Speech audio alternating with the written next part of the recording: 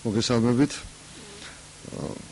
მე მინდა ყურადღება გავამახვილო გუშინდელი CSKO საბოლოო შედეგების სინაარსზე. დავინახეთ ყველა საზოგადოებამ ნათლად დაინახა, რომ არასაპარლამენტო ოპოზიციის პროცენტი არის ძალიან დაბალი და საბოლოო ჯამში ეს არის ის შედეგი, რომელიც ალბათ თუ კი ამ ფორმით ჩატარდება მომავალი არჩევნები საბოლოოდ მოკლავს და განადგურებს არასაპარლამენტო ოპოზიციას.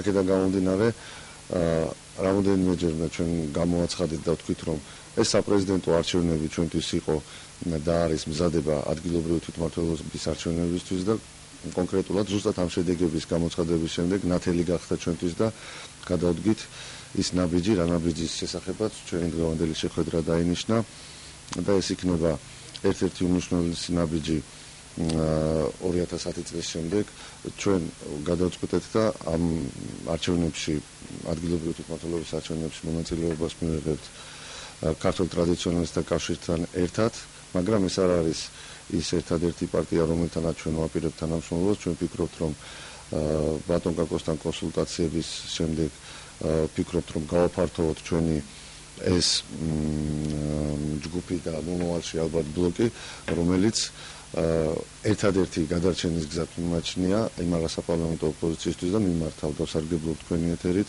რომ არა გაერთიანების შემთხვევაში და დამოუკიდებლად ამ არჩევნებში მონაწილეობის შემთხვევაში ჩვენ დავინახავთ ზუსტად იგივე შედეგს, რა შედეგის თქმაც ჩვენ შეგვეძლო ადგილობრივი საპრეზიდენტო არჩევნების წინ 5 თვით ადრე. ყველა დარწმუნებული იყო და ნებისმიერ მოქალაქეს შეეძლო და პროგნოზირება გაიკეთებია, რომ საპრეზიდენტო არჩევნები დამთავრდებოდა ზუსტად ასეთ შედეგით. პირველ ადგილზე მარგველაშვილი, მეორე ადგილზე ბაქრაძე და მესამე ადგილზე ნინო ბურჯანაძე.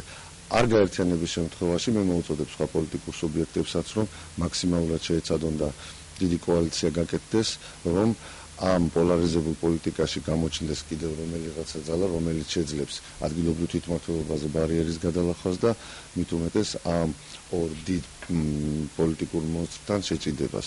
მე ვფიქრობ, რომ ეს იქნება ერთადერთი გამოსავალი და პრაგმატულად მოაზროვნე პოლიტიკოსები და ეს პოლიტიკოსები, რომლებიც ფიქრობენ თავის პარტიის მომავალზე ამ ნაბიჯს გადადგავენ და ჩვენ მზათა ვართ ნებისმიერ პოლიტიკურ პარტიასთან კონსულტაციისთვის, მაგრამ რაც თავარია, ჩვენ არ ვიქნებით ამ კონსულტაციების დონეზე და ზუსტად ამიტომაც ჩვენ არც გვიჩქარია, ჩვენ 28 ოქტომბრიდან უკვე დავიწყეთ მოლაპარაკებები და ვფიქრობთ, რომ ამისი დეკლარირება თქვენს ეთერში, იმისი თქმა, რომ ჩვენ უკვე გადავდგით ნაბიჯი და არა კონსულტაციების დონეზე დავჩებით, ჩვენ უკვე პრაქტიკულად ამ დღეებში დავიწყებთ უკვე საკანონმდებლო ინიციატივებით შესვლას პარლამენტში, ჩვენ დავიწყებთ ჩვენი ხედების გამოქვეყნებას ადგილობრივი თვითმმართველობის არჩევნების ჩატარებაზე, ტერიტორიულ მოწყობაზე გვექნება ჩვენი კანონპროექტები, ჩვენ გვექნება საარჩევნო ადმინისტრაციაზე ჩვენი ხედები, ანუ ჩვენ დავიწყებთ უკვე აქტიურ მუშაობას აღნიშნული მიმართულებით ქართულ ტრადიციონალისტებთან ერთად და ბატონ კაკო ასათიანთან ერთად.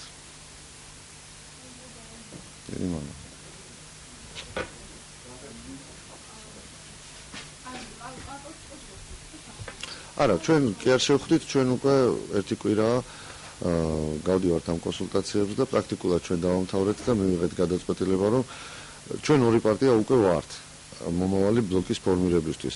მე ვფიქრობ, რომ ეს ორი პარტია არ დარჩება მხოლოდ ორი პარტია და ჩვენ გავფართოვდებთ. მიუხედავად იმისა, ის პარტიები ჩვენთან თანამშრომლობას გადაწყვეტავს, იქნებიან კვალიფიციური თუ არ იქნებიან კვალიფიციური სუბიექტი.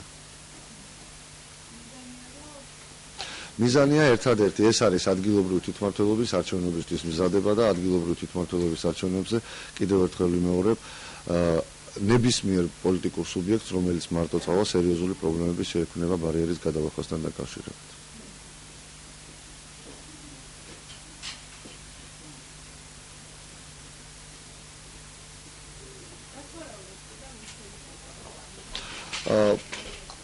არც ერთ პოლიტიკურ პარტიას, რომელიც დღეს ქართულ პოლიტიკურ სივრცეშია, არ გამოურიცხავ პირდაპირ გეტყვით ის პოლიტიკური პლატფორმები, რომლებიც ახლა ვთქვათ მიუღებელია და ან არ არის მიუღებელი ჩვენთვის ეს არ იქნება გადამწყვეტი აი ამ არჩევნებისთვის, ჩვენთვის მნიშვნელოვანი იქნება ჩვენი გაფართოება მაქსიმალურად, იმიტომ რომ ჩვენ კარგად დავინახეთ კოალიციაში შემავალი 6 პარტიიდან პოლიტიკური პლატფორმა ყველასი განსხვავებული იყო, მაგრამ საბოლოო ჯამში მათ შეძლეს. აქ მთავარია ჩვენი ამ ინიციატივით და ბატონი გოგოს ამ ინიციატივით ჩვენ შევძლოთ და გავაერთიანოთ რამოდენიმე პოლიტიკური სუბიექტი ჩვენს გარდა და არ იყოს ესეთი დამოკიდებულება, რომ თქვა ვიღაც პოლიტიკური პლატფორმა აწოს. დღეს გადამწყვეტია, რომ უნდა გადარჩეს არასაპარლამენტო ოპოზიცია. Thank you.